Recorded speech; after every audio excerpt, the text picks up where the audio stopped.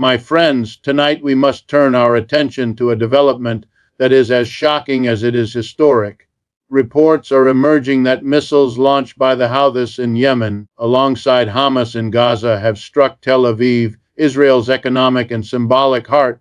The attack has shaken not only the Israeli military establishment, but also the global narrative about power, technology, and the very limits of military dominance. For decades, we've been told that Israel's defense systems, most famously the Iron Dome, represented the pinnacle of protection, an impenetrable shield against missile threats.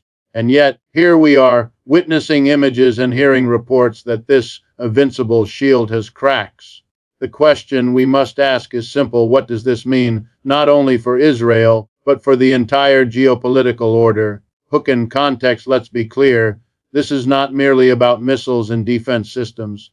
This is about perception, about credibility, about the balance of power in the Middle East. When a regional power, backed by billions in U.S. funding, advanced Western technology, and decades of military supremacy, appears vulnerable to relatively inexpensive and improvised missile technology, the world takes notice. Ordinary people everywhere ask themselves, if Israel's highly advertised defense systems can be overwhelmed, what about the defense systems of other nations? What about America's own security promises abroad?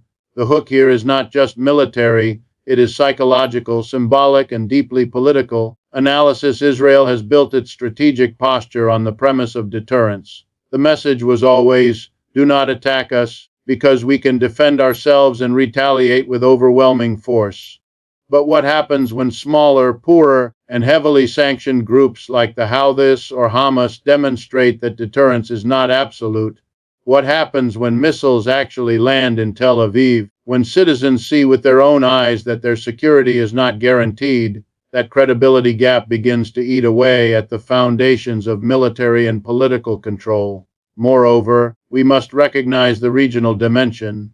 Yemen, one of the poorest nations in the Arab world, devastated by war and famine, is suddenly projecting power far beyond its borders. That is a humiliation not just for Israel, but for its allies in Washington, London, and Brussels. It signals that asymmetric warfare, the strategy of the weak against the strong, is more effective than ever. In economics, I often remind people that crises expose vulnerabilities hidden beneath years of propaganda and illusion. The same is true in geopolitics. Tel Aviv under missile fire is the equivalent of Wall Street under financial panic. It reveals truths long denied. When news broke that missile strikes had reached Tel Aviv, it was more than just another military incident in a long and bitter conflict. It represented a rupture in what many believed was a settled truth that Israel's heart, its cultural and economic center, was untouchable, shielded by one of the most advanced defense systems in the world. The Houthis of Yemen, alongside Hamas, had managed to pierce through layers of high-technology defense, sending shockwaves not only through Israeli society, but across the global political landscape. For decades, Tel Aviv has been projected as a symbol of resilience, modernity, and security in a turbulent region. To see that symbol under direct fire raises questions that go far beyond the battlefield. What makes this moment especially gripping is the paradox it reveals. On one side, you have Israel, a nation with billions of dollars in defense budgets, supported by cutting-edge American and European technologies, and trained by decades of combat experience. On the other, you have groups like the Houthis and Hamas, organizations with limited resources, suffering under sanctions, airstrikes, and blockades, yet still finding a way to deliver a strike that reverberates across the region. That imbalance should, in theory, have guaranteed Israel complete dominance, but reality has proven otherwise, and that contradiction is at the heart of why this event is so important. It forces us to confront an uncomfortable truth. Military power does not always translate into absolute security. For the people of Tel Aviv, the sight of missiles raining down shattered the narrative of safety. Imagine a family sitting in their living room when sirens blare, rushing into shelters, feeling the ground shake, and realizing that the very city that had been portrayed as untouchable is now under assault. That kind of lived experience has a deep psychological impact, And once fear sets in among the population, it begins to erode trust in the government's assurances. The Israeli leadership has long promised that their technological superiority, through the Iron Dome, David's sling arrow interceptors, would prevent such moments. Yet, the reality of explosions in Tel Aviv speaks louder than official statements. This event also acts as a hook for a much broader conversation. What does it mean when the symbolic center of power is attacked? Tel Aviv is not just another city. It is Israel's economic hub, home to international corporations, financial institutions, and cultural life. It is the heartbeat of Israeli modernity. A strike there is not just military, it is political theater, designed to send a message: your most precious spaces are vulnerable.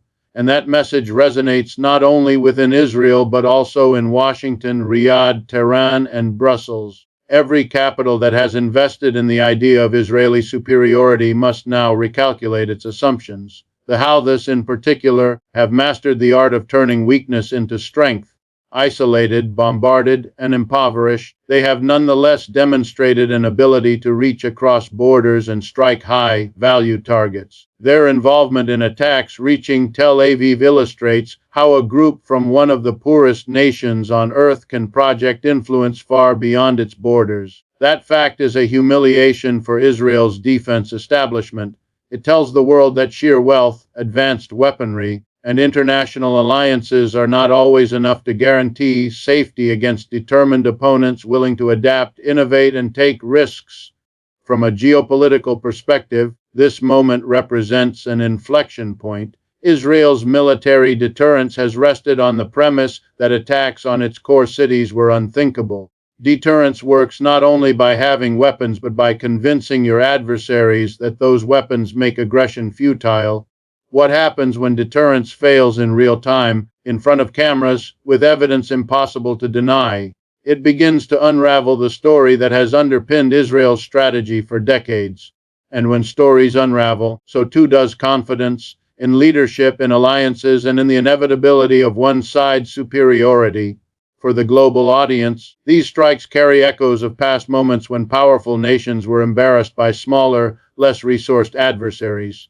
Think of Vietnam in the 1960s and 70s, or Afghanistan in more recent decades. These moments capture the imagination because they reveal a truth people instinctively understand: power has limits, and overconfidence breeds vulnerability.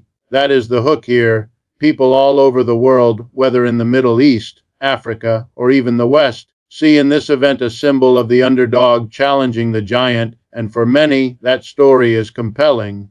So when we say that missile strikes hit Tel Aviv, we are not merely reporting a military fact, we are narrating a turning point, a rupture in perception, and a challenge to the architecture of deterrence that Israel has relied upon for so long. It is a moment that forces ordinary citizens, policymakers, and international observers alike to ask: if Tel Aviv is not beyond reach, then what else is possible? And in that question lies the real power of this attack. Not in the physical destruction it caused, but in the psychological and political reverberations that will last long after the smoke clears. The world has long been told a story about Israel's missile defense systems, particularly the Iron Dome, as if it were an unshakable shield hovering above the country. For years, this system has been presented in media and political speeches as a marvel of modern engineering, capable of intercepting rockets with near perfection. It became not only a military tool but a symbol of technological dominance and reassurance for Israeli citizens. But when missiles from Hamas and the Houthis managed to breach this shield and land in Tel Aviv, that carefully crafted image was shaken to its core. Suddenly, the questions that had been whispered in defense circles became front-page news. What happens when the world's most celebrated defense system fails? The Iron Dome has always been as much about perception as about military reality. It was marketed to the public and to the world as proof that Israeli innovation could overcome any threat. Its success stories were broadcast widely: rockets intercepted in the sky, videos of explosions safely away from civilian areas, officials praising its accuracy rates. But the truth, as any analyst would admit, is that no defense system is flawless. And yet, The illusion of near perfection was maintained because illusions are powerful tools of deterrence. If your enemies believe your defenses cannot be penetrated, they may hesitate to attack. If your citizens believe they are safe, they will continue to trust in their government. That illusion, however, is only as strong as the system's ability to deliver under pressure.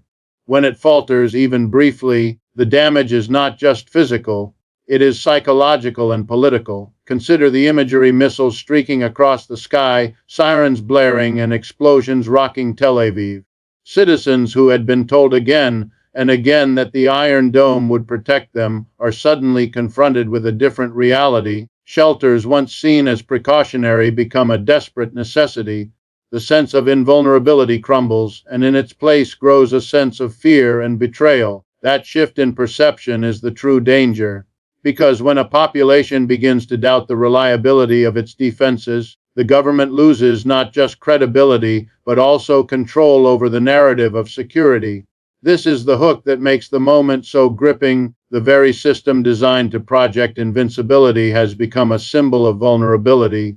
It is one thing for militants in Gaza or Yemen to fire rockets. It is another for those rockets to pierce through a defense hailed as unbeatable. It is a humiliation that resonates far beyond Israel.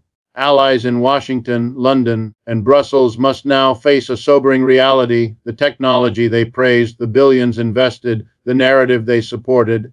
It is not infallible, and adversaries in Tehran, Beirut, or Damascus see the same event as proof that persistence and strategy can overwhelm even the most sophisticated defenses. This does not mean the Iron Dome is useless. It has saved countless lives by intercepting many rockets. But wars are not only fought with weapons, they are fought with perceptions. And in that battlefield of perception, even a handful of missiles slipping through creates a storm of doubt. That storm can be more destabilizing than the physical damage itself. When citizens in Tel Aviv, a city considered the jewel of Israeli security, watch missiles strike despite all the promises, they begin to ask the questions leaders fear most. If the Iron Dome cannot fully protect us, what can? If billions spent on defense cannot keep the skies clear, is our government truly capable of safeguarding our future? There is also the international economic dimension. Israel has promoted its missile defense systems globally as exports, selling not just hardware but the idea of technological superiority. Countries considering partnerships or purchases now see cracks in that sales pitch. They watch how missiles manage to embarrass Israel on the world stage, and they quietly reassess their faith in Western defense technologies. The narrative of military dominance, which underpins not just national security but also global arms markets, becomes harder to sustain. For adversaries, this moment serves as both proof of concept and motivation. If Hamas and the Houthis could reach Tel Aviv, what could others do with more advanced arsenals? It emboldens resistance movements, empowers propaganda, and alters strategic calculations across the region. And here lies the paradox that hooks our attention so deeply. The stronger the defense system is advertised to be, the greater the shock when it fails. The Iron Dome's reputation became its own trap, creating expectations so high that reality could never fully match them. When missile strikes overwhelmed parts of Israel's defenses, it was not only an attack on infrastructure, but also on the mythology of technological supremacy. That mythology had been carefully nurtured to keep enemies at bay and citizens reassured. Its collapse, even in small cracks, changes the political weather. The Iron Dome, once celebrated as a symbol of invulnerability, now serves as a reminder of the limits of technology in the face of human ingenuity and determination. And in those limits, we find the seeds of the next great shift in the Middle East balance of power. When missiles land in Tel Aviv, the consequences reach far beyond the immediate destruction of buildings or infrastructure. The deeper impact lies in the psychological and symbolic blow to Israeli society and its leadership. For decades, the state has cultivated an image of invulnerability, a fortress state shielded by advanced defense systems and unmatched military strength. That perception was not simply a military fact. It was the cornerstone of deterrence, of political stability, and of the confidence of ordinary citizens who trusted their government to keep them safe. The moment that perception shatters, even for a few seconds, the effects ripple out in ways that can be more destabilizing than the physical damage of the missiles themselves. The psychology of security is powerful. A population that believes it is safe behaves differently than one that believes it is under threat. Israelis have long lived with the reality of conflict, but Tel Aviv has symbolized the exception, the city where people could still feel normalcy in the midst of regional chaos. It has been the space of cafes, technology startups, nightlife, and cosmopolitan life. To strike at Tel Aviv is to strike at the heart of that sense of normalcy, to remind citizens that no corner of their country is beyond reach. The shock is not just about explosions, it is about the disruption of a carefully maintained illusion. Once people realize that illusion can be broken, they can never fully go back to believing in it. The symbolic meaning of Tel Aviv makes this even more significant. It is not just another city on the map, it is Israel's cultural and economic hub, often seen as a symbol of modernity and progress. To see missiles raining down on it is to watch the nation's most prized symbol of resilience be challenged in front of the entire world. The image of Tel Aviv under fire carries more weight than the same attack on a border town or a military base, because it undermines the story Israel tells about itself, that its heart is untouchable, that life can continue as normal no matter the threats on its borders. That story is now cracked, and the crack is visible to allies and adversaries alike.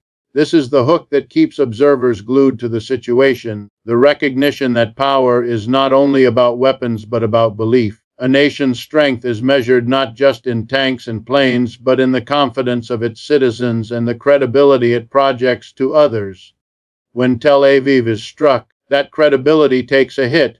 Citizens ask whether their government has exaggerated its ability to protect them. Allies wonder whether their support is being invested in a truly invincible partner.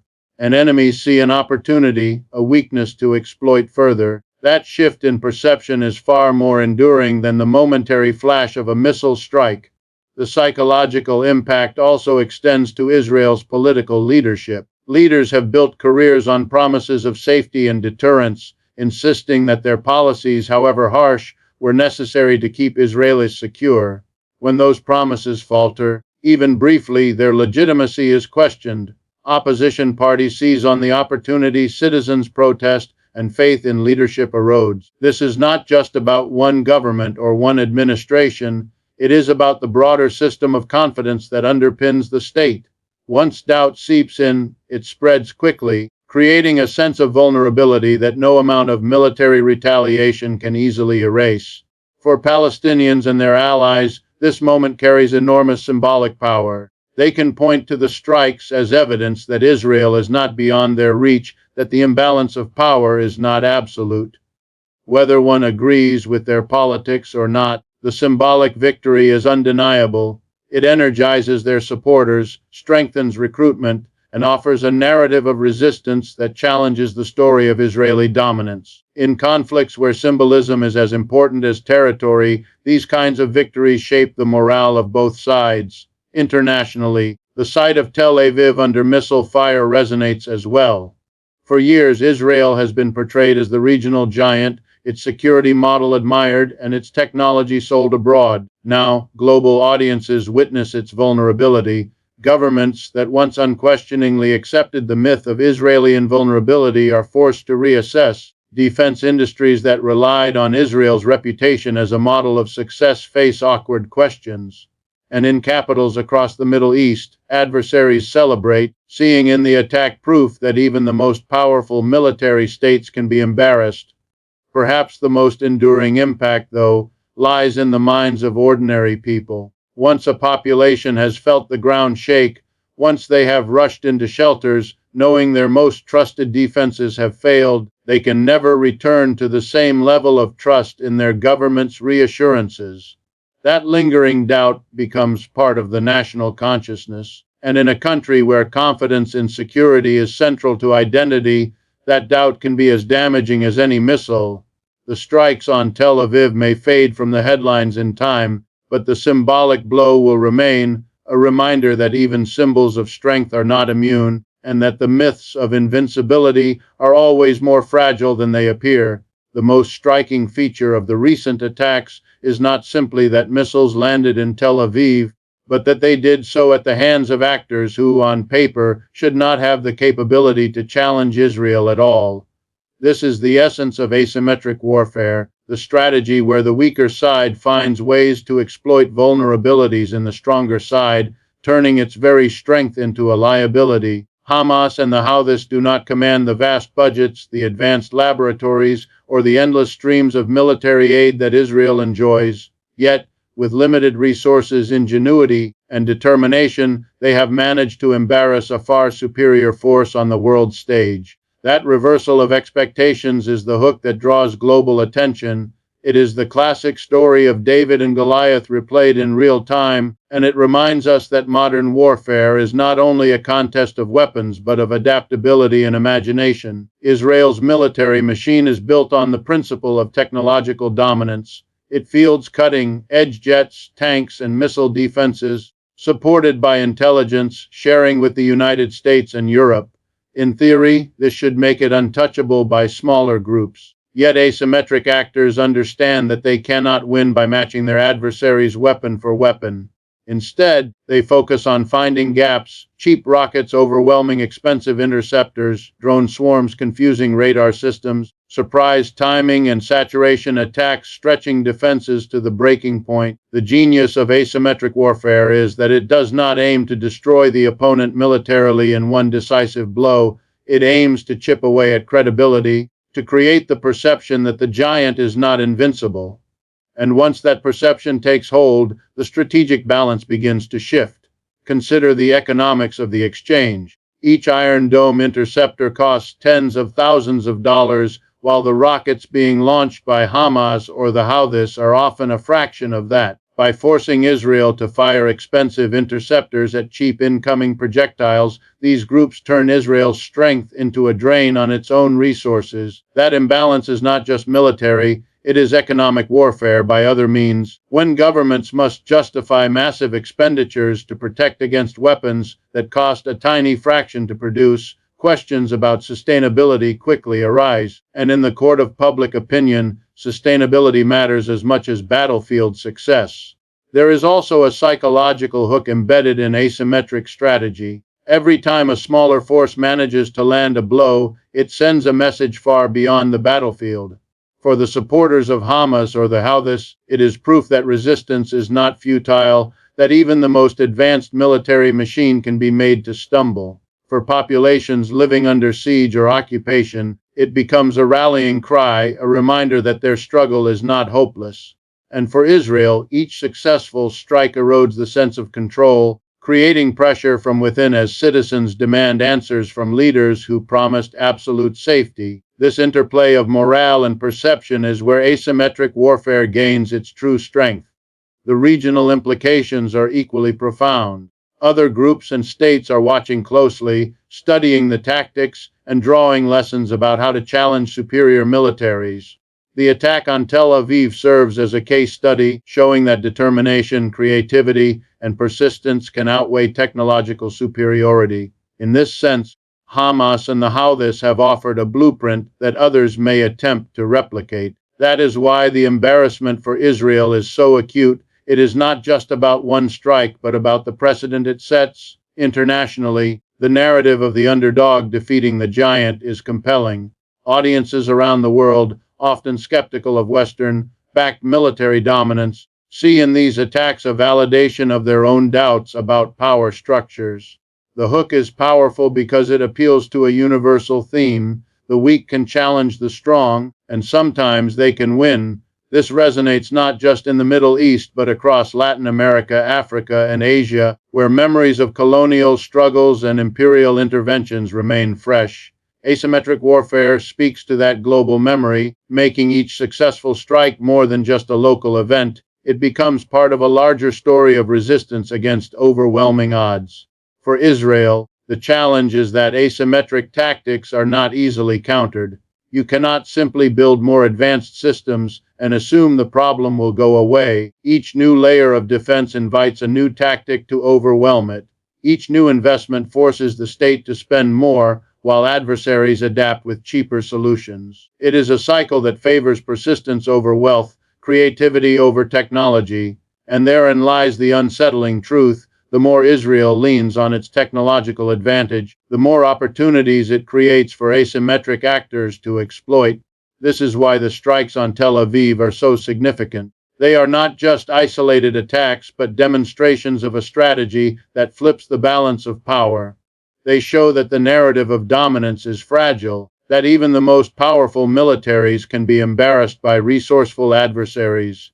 The story hooks us because it is dramatic, because it reveals a vulnerability we were told did not exist, and because it echoes a truth as old as conflict itself, that no power, no matter how overwhelming, is beyond challenge. The regional and global implications of missiles striking Tel Aviv cannot be overstated, because such an event resonates far beyond the borders of Israel. When the Houthis from Yemen and Hamas from Gaza manage to embarrass Israel's defense systems, the tremors are felt in every capital where military planners, diplomats, and intelligence officials are tasked with understanding the balance of power. This is not just a local or even regional matter. It is an episode with global ripples, because Israel is not simply a nation defending itself. It is a symbol of Western-backed military superiority, a frontline state often portrayed as a bulwark of technological strength in a volatile Middle East. To see it humbled, even briefly, is to invite questions about the entire framework of alliances and deterrence on which so much rests. Regionally, the attack shifts the psychological and strategic terrain. For Arab populations long accustomed to narratives of Israeli invincibility, the images of missiles landing in Tel Aviv act as a profound symbol of resistance. It demonstrates that, despite blockades, sanctions, and overwhelming odds, non-state actors can strike at the very core of Israeli society. That symbolism becomes a rallying cry not only for Palestinians but for groups across Lebanon, Syria, Iraq, and even further afield who have long seen themselves as marginalized or outmatched. It becomes proof that power is not absolute, that persistence and creativity can yield results. And for governments in the region, whether allies or adversaries of Israel, the event forces a recalibration of strategy. Riyadh, Cairo, and Amman must weigh the stability of their own positions as public opinion grows emboldened by the spectacle of resistance, while Tehran and its allies celebrate what they see as vindication of their support for asymmetric groups. The United States and Europe also face uncomfortable questions. For decades, Washington has poured billions of dollars into Israel's defense infrastructure, presenting it as a model for modern security systems. The Iron Dome was held up not only as a protective shield for Israel, but as an exportable symbol of U.S.-Israeli technological collaboration. If that system can be breached, then the credibility of American and Western military promises elsewhere is put into doubt. Allies who depend on U.S. guarantees, from Taiwan to Ukraine, are surely watching closely, wondering if their own security assurances are as solid as advertised. That hook, the gap between promise and performance, becomes a source of anxiety that can reshape global perceptions of U.S. power. At the same time, adversaries interpret the strikes as a green light.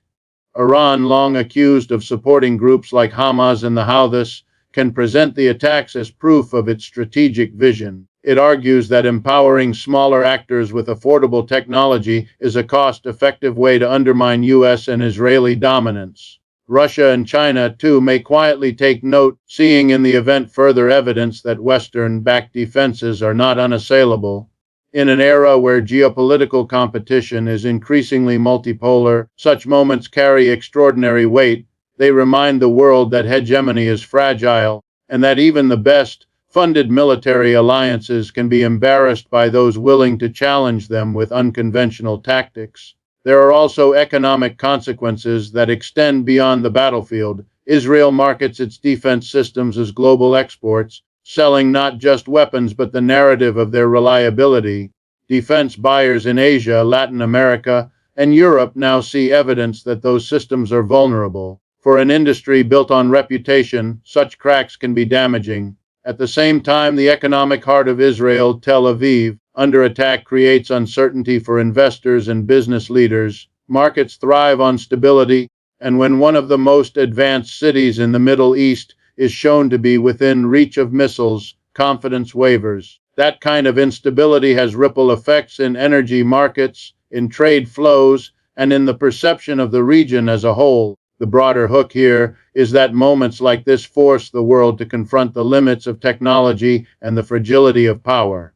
Israel, backed by the most advanced systems money can buy, could not prevent missiles from striking its core. That reality undermines not just Israel's deterrence, but the credibility of the Western-led security model. When smaller, poorer groups can deliver a symbolic humiliation to a nation armed to the teeth, the balance of fear shifts. Suddenly, conflicts that seemed lopsided appear less so. Resistance movements feel emboldened, populations feel inspired, and global audiences watch as the myth of invincibility crumbles. This is why the regional and global implications of the Tel Aviv strikes matter so deeply. They reshape the narratives on which power depends. They change calculations in capitals across the Middle East and beyond, and they remind us all that wars are not decided only by weapons, but by stories of strength, vulnerability, and the limits of dominance. The world has now been given a new story to tell, and it is one that will linger long after the smoke has cleared. When a society that has long relied on the promise of invulnerability is suddenly confronted with its fragility, the rupture is not merely military, but profoundly social and political. The attacks that reached Tel Aviv, a city often considered the heart of Israel's cultural and economic life, forced a sobering realization upon ordinary citizens. The defense systems they had trusted, the government assurances they had relied upon, and the perception of security they had internalized were all shakier than imagined. This kind of breach is not just about missiles slipping through an advanced shield. It is about the erosion of confidence in leadership, the weakening of trust in state institutions, and the psychological unraveling that follows when people realize they are more vulnerable than they were told. It is here, in this crisis of confidence, that the long-term consequences for Israel may be the most severe. The hook here is not in the explosions themselves, but in the aftershock that follows them. Imagine parents in Tel Aviv who, just days earlier, sent their children to school with the quiet certainty that Iron Dome and the state apparatus stood between them and danger. Now, as they look into those same children's eyes, they face questions that do not have easy answers. Why did the missiles get through? Why couldn't we be protected? These are not technical inquiries about radar coverage or interception algorithms. They are existential questions about whether the government can fulfill its most basic responsibility to shield its people from harm. Once such doubts settle in, they spread like cracks in a wall, widening with each new tremor of conflict. This moment also carries with it a symbolic inversion. For decades, Israel projected itself not only as a regional power but as a fortress state, technologically superior and backed by Western allies who ensured its security. Citizens drew reassurance from the idea that while enemies might threaten from the outside, within the borders there existed a sanctuary of strength. The attacks pierced that mythology, showing that sanctuary is not guaranteed. Such revelations often ignite anger directed inward, not only at external adversaries but at the leaders who failed to uphold their promises. Political opposition parties will inevitably seize upon this, accusing the government of complacency, mismanagement, or misplaced priorities. The military establishment, once revered, may find itself on the defensive, forced to justify why billions spent on defense yielded such gaps in protection. The economic implications of this crisis of confidence are equally profound. Tel Aviv is not only a symbolic capital but also the financial and innovation hub of Israel. Global investors and business leaders are watching closely, and when the perception of security weakens, so too does the willingness to commit capital. A country seen as vulnerable becomes a riskier bet. If citizens themselves lose confidence in the government's ability to ensure stability, they may begin considering emigration, capital flight, or disengagement from civic life. This erosion of faith in the future of the state can be just as damaging as the missiles themselves. Internationally, Israel's image as a regional superpower has been one of its greatest diplomatic assets. That image has now been shaken, and with it, the credibility of promises made to allies and deterrence issued to enemies. Ordinary Israelis are painfully aware of this. They understand that what happened in Tel Aviv is not just a local failure but a global embarrassment. Living with this awareness produces a kind of collective anxiety, one that gnaws at the edges of national identity. Citizens begin to ask, if the government cannot even protect Tel Aviv, how can it protect the periphery, the border towns, or the settlements that are even more exposed? Each of these questions further weakens the bonds of trust between the state and the people. Perhaps the most dangerous outcome of such a crisis of confidence is the rise of political polarization. When people feel unprotected, they search for scapegoats. Some may turn against the government, others against minority communities, still others against international allies deemed insufficiently supportive. This splintering corrodes the unity of society, leaving it less capable of responding collectively to external threats. Adversaries like Hamas or the Houthis do not merely count the missiles they fire, they measure the political fractures that those missiles create. And in this case, the cracks in Israel's confidence may prove to be one of the most effective weapons deployed. The situation leaves us with a haunting hook. What happens when a state that defined itself on the promise of absolute security faces the reality of insecurity? The answer, unfolding now, is that it must wrestle not only with external enemies but with internal doubt, disillusionment, and the destabilizing power of fear. This internal battle may prove far more consequential for Israel's future than any missile launched from beyond its borders.